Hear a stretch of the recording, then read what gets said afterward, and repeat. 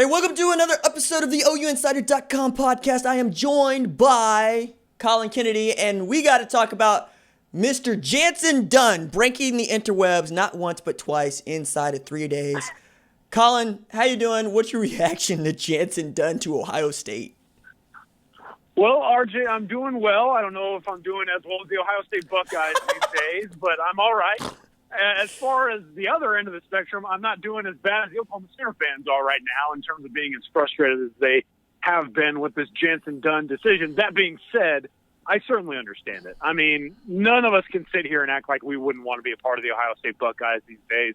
Absolutely killing it on the recruiting trail. You, my good friend, have been all over the fact that the Buckeyes are secretly assembling one of the best recruiting classes we've seen over at 24/7 Sports, and they're doing it methodically. I mean, it looks almost easy these days. And now, of course, they get another major commitment. This time it's at the serious fault of the Oklahoma Sooners. So, look, I understand the decision, and I'd like to preface all of this by saying I'm never going to blame a kid for making a life-impacting decision like this. I mean, do it on your own timeline, make it how you want to make it happen in the right way for you, and nothing else matters. That being said, it is somewhat of a bad look for the Oklahoma Sooners because we are talking about a kid that committed, or so we perceived, through just digital platforms, which this staff has put such an emphasis on emphasizing.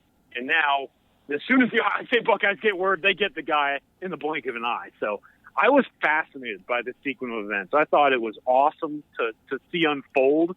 And now here we are with, well, a very intriguing topic of conversation during the sports world standstill. So I just want to lay this out here in raw numbers for folks to keep up because I understand that helps.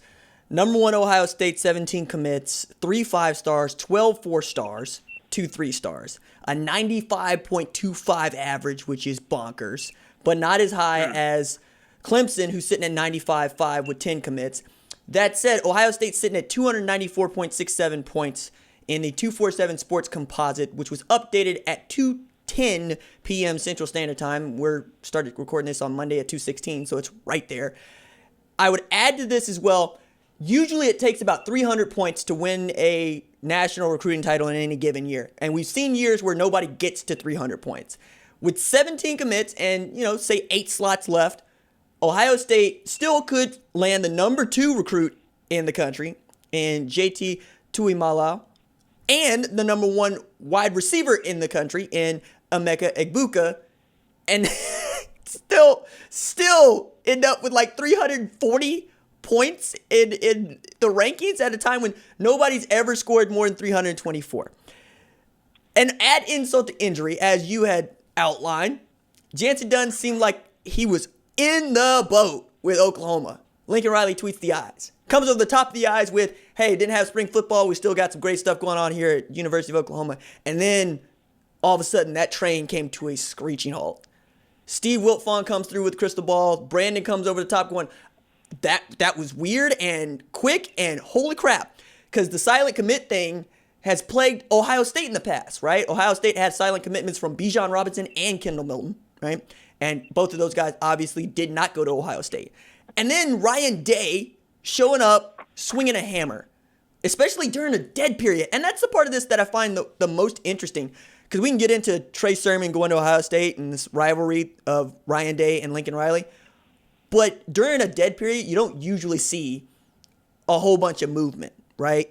Kids want to visit. But during this time when nobody knows when you're going to be able to visit again, the fact that Ohio State could put together Tumise Adelier, Travion Henderson, Evan Pryor, Ja'Kalen Johnson, and now Jantzen Dunn. Holy crap. What are we even doing?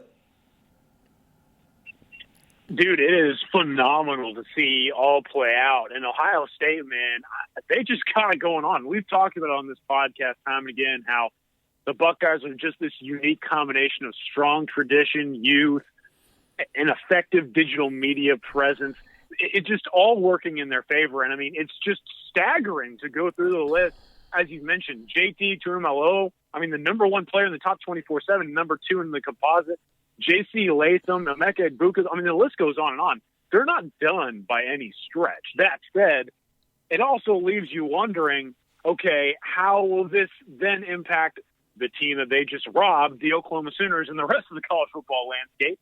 And you're having to start to wonder, how do you combat this? I mean, what can you do at this stage? Because it just seems like Ohio State has become a runaway train in this recruitment cycle, and there's not a whole lot else that you can do if you're the Crimson and Cream. Because, I mean, they just took one of your guys, and there was nothing you could absolutely do to combat that. So I don't want to say it's a bad look. I prop the kid for making the best decision for him. I know it was kind of wild how it all played out for him, but he ended up in a place that I'm sure he wanted to go. And so it was just all so much fun to watch. And now we're sitting here wondering, of course, as many fans are, when and if the quote-unquote Series 3 will make their announcement, because to be quite honest with you, the Sooners could really use some dominoes to fall right about now. Right, and I want to unpack that in a second. I also want to finish out with, it ain't as if Ohio State is the only team with movement here. I mean, North Carolina is at number 2. North friggin' Carolina, right, with 11 four-stars in the boat. Mac Brown putting a fence up around North Carolina, the state of. And then USC with a late push. They're at number 5 now. Remember, we had put dirt on Clay Helton this time last year. Like, he was dead in the water. And not only come back from Bryce Young deciding to go to Alabama, but now they are ranked 5th in the 247 Sports Composite. And then I got to throw this in there. Minnesota at 7. Now, I don't think that's going to stick, but still, they're there, and Oklahoma is at 32. Minnesota also picked up its first top 50 recruit in the history of the program over the weekend. So we saw, and then Elijah Judy commits to Georgia. So we saw plenty of movement during what is traditionally a Saturday of movement, right, with spring games and official visits and whatnot. But what does Oklahoma do from here? You know, like, the point of the silent commitment, right? I think it's outliving its purpose, because not everybody, more folks know about stuff than used to know about stuff, right? So knowing about these things and seeing people publicly throw their hat in, I don't think it's going to be a small thing, especially when you have a guy like Tumise who had a date set in August that he just jumped in April and then made public. Usually what happens is you see those silent commitments happen, and then months later you find out who that is. But for Oklahoma, that hasn't really worked out, man. Like, I was actually giving this some thought. Who's the last silent commitment that became public later that worked out? Is it Deshaun White? Do we have to go back that far to 2018? It'd probably be Deshaun. Okay. Yeah. Yeah. Maybe no more silent commitments.